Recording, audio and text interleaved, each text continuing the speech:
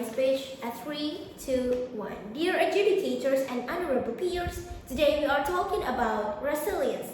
We usually assume resilience as something good because people can facing some challenges, some pressure and bounce back into successful era.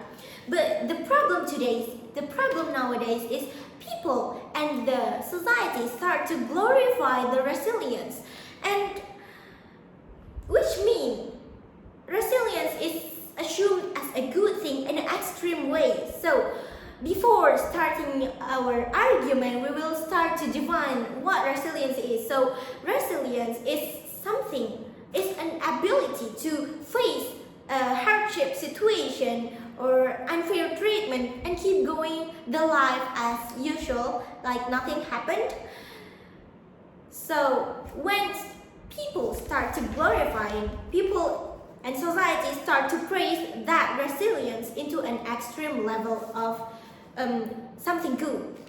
Adjudicators and peers, when we praise or we glorify people for being tough and strong, we stop blaming the people who is actually in charge to fix the problem and who is in charge to make that person in a failure. For example, there is a school, and imagine that school has no roof, and then there is a student who keep learning inside that school, and the government will start to say, how inspiring is she? She keeps learning inside the school even if when there is no roof at that school. And when people start to glorify and praising resilience, people will ignore the government people will ignore the government, will forget to critics or getting angry to the government, and the government will say, will give the student who is still learning in that school with medal of resilience, instead of the government will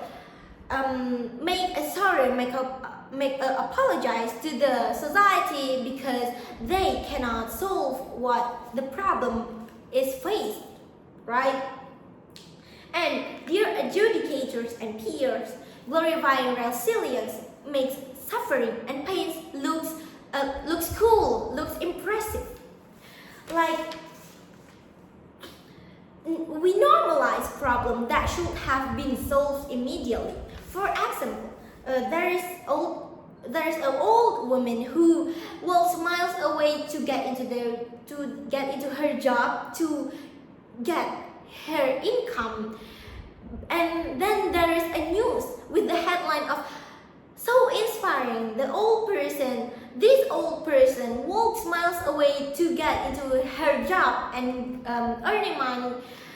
But of course that was not inspiring at all, right? That was a problem that needs to be solved. But when we call it resilience, we make like that condition is, we assume that condition is something inspiring, and we normalize that problem that actually can be solved immediately by the government itself. And the last one is glorifying resilience will ignore people who is actually broken down by the system.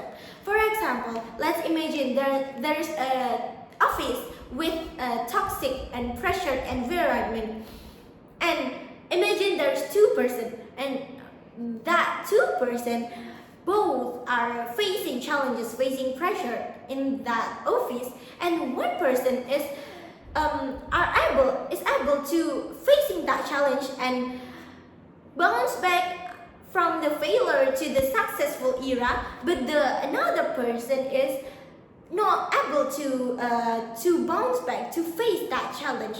When we start glorifying resilience, we start to focus more to the person who is able to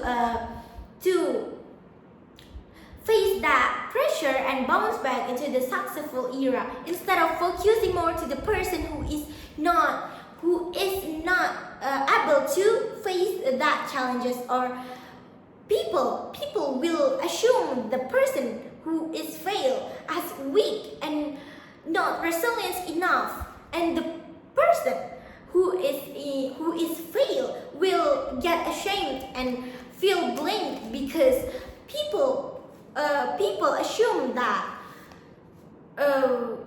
failure is something that should be removed from the society, right? So by that, when we glorify resilience, people will start to try to look amazing, to look impressive, to look strong to the environment. But we don't need the world that which the person needs to be a superhero to just doing daily life, right? We need to stop glorifying resilience and start to fix focusing to the problem itself. So by that, this house regret the glorification of resilience. Thank you.